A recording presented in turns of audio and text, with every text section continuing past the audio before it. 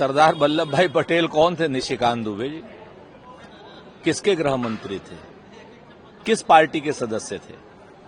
आपका मूल रूप से दिमाग जो है संतुलन में नहीं है, इसीलिए आप दूसरे के पिताजी को अपना पिताजी बनाने पर लगे रहते हैं। उधार के सिंदूर से सुहागिन क्यों हो रहे हो भाजपा वालों? बिल्कुल सही है, सरदार वल्लभ भाई पटेल ही कश्मीर के भी नायक हैं, सरदार वल्लभ भाई पटेल ही हैदराबाद के भी नायक हैं, सरदार वल्लभ भाई पटेल और पूरी कांग्रेस देश को एकीकृत करने के लिए नायक हैं। लेकिन आप लोग क्या कर रहे थे उस वक्त?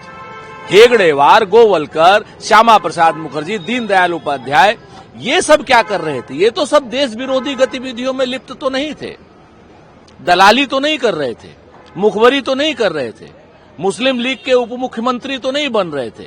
इस पर भी थोड़ा सा लेटर जारी करो, और इस पर भी लेटर जारी करो कि सुभाष चंद्र बोस ने कैसे पिटाई करने तक की धमकी दी थी श्यामा प्रसाद मुखर्जी को, और इस पर भी लेटर जारी करो कि श्यामा प्रसाद मुखर्जी ने 1942 भारत छोड़ो के जो वीर स्वतंत्रता संग्राम सेनानी थे उनके खिलाफ कैसे लाठीचार्ज किया जाए, डंडा मारा जाए। ये लेटर श्यामा प्रसाद मुखर्जी ने अंग्रेजों को क्यों लिखा था?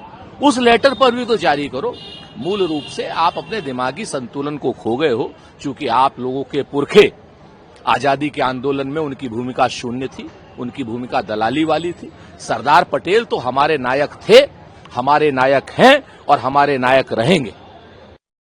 देखिए, मणिपुर में बहुत देर से गए हैं प्रधानमंत्री जी। राहुल गांधी जी 3 बार जा चुके हैं। मणिपुर जल चुका है, हजारों लोग, लाखों लोग विस्थापित हैं, कैंपों में रह रहे हैं। मैतेई हो चाहे कुकी हो, सारे के सारे लोग वहां पर परेशान हैं। वहां पर दुश्मनी वाला भाव है, गृह युद्ध वाला भाव है। महिलाओं को नंगा करके परेड कराया जा रहा है, उनके गुप्तांगों में लाठियां तक डाली जा रही हैं। उसमें प्रधानमंत्री जी का यह दौरा बहुत देर से है। सभी वर्गों को बुलाएं प्रधानमंत्री जी, बात करें प्रधानमंत्री जी। भारतीय जनता पार्टी का हित नहीं, देश का हित देखें, मणिपुर का हित देखें, मणिपुर को शांत करें। शांत और सुरक्षित मणिपुर देश के हित के लिए है प्रधानमंत्री जी। आपके जो लोगों ने वहां पर आग लगाई है, एन बीरेन सिंह टाइप के लोगों ने, उनको सजा दिलाइए। ये आपका नैतिक कर्तव्य भी है और ये आपकी जिम्मेवारी भी है।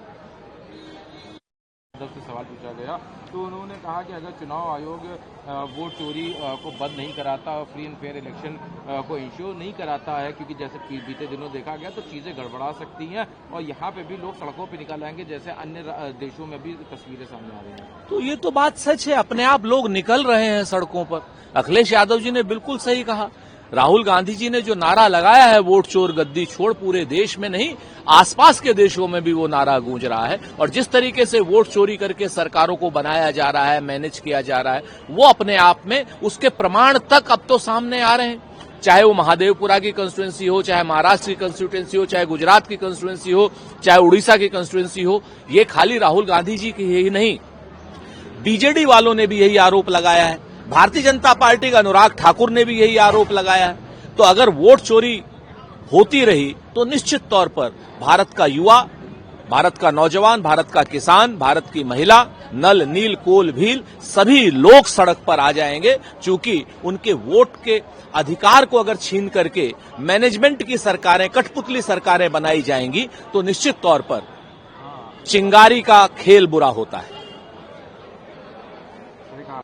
बयान अब आया है जो अभी टैरिफ इंपोज किया गया, उन्होंने कहा है कि अभी जिस तरह से भारत विकास के पथ पे बढ़ रहा है और ये सारी चीजें, जिसको देखते हुए ये टैरिफ इंपोज कर दिया गया, क्योंकि अमेरिका मानता है मैं और मेरा देश, जबकि मैं मेरा नहीं, जो हम और हमारा होना चाहिए, और इसको अपने तरह से करने के लिए वो टैरिफ लागू किया गलत तरीके से। देखिए, मोहन भागवत जी हो चाहे नरेंद्र मोदी जी हो, ये तो फिसल गए तो हर हर गंगे। कभी नरेंद्र मोदी जी जाकर के डोनाल्ड ट्रंप के गले लगते हैं, कभी शी जिनपिंग के गले लगते हैं। कोई विदेश नीति का भट्टा बैठा दिया। हमारे ऊपर टैरिफ लागू किया जा रहा है 50%, और नरेंद्र मोदी जी अमेरिका की कॉटन के ऊपर इंपोर्ट ड्यूटी 0 कर दे रहे हैं। आपके सामने है, देखिए, चीन हमारी सीमाओं का अतिक्रमण कर रहा है। चीन के साथ चाय पी रहे हैं, झूला झूल रहे हैं, चीन को अपना दोस्त बता रहे हैं, व्यापार कर रहे हैं उसके साथ, क्योंकि उसके साथ का तो व्यापार $100 बिलियन से ज्यादा का घाटा है, और अगर व्यापार और बढ़ाएंगे तो और $200 बिलियन का घाटा हो जाएगा। तो इस तरीके से भारत की अर्थव्यवस्था का भी नाश भारतीय जनता पार्टी कर रही है। और कहीं न कहीं भारत की साख का भी के ऊपर भी लगातार जो है आक्रमण हो रहे हैं भारतीय जनता पार्टी के समय में। भारतीय जनता पार्टी की विदेश नीति बिल्कुल पूरी तरीके से विफल है। और रही बात क्या नाम आपके आरएसएस प्रमुख की, भागवत जी की और मोदी जी की, वो तो एक दूसरे की आत्मश्लाघा में लगे हुए हैं कि तुम मुझे पंत कहो मैं तुम्हें निराला।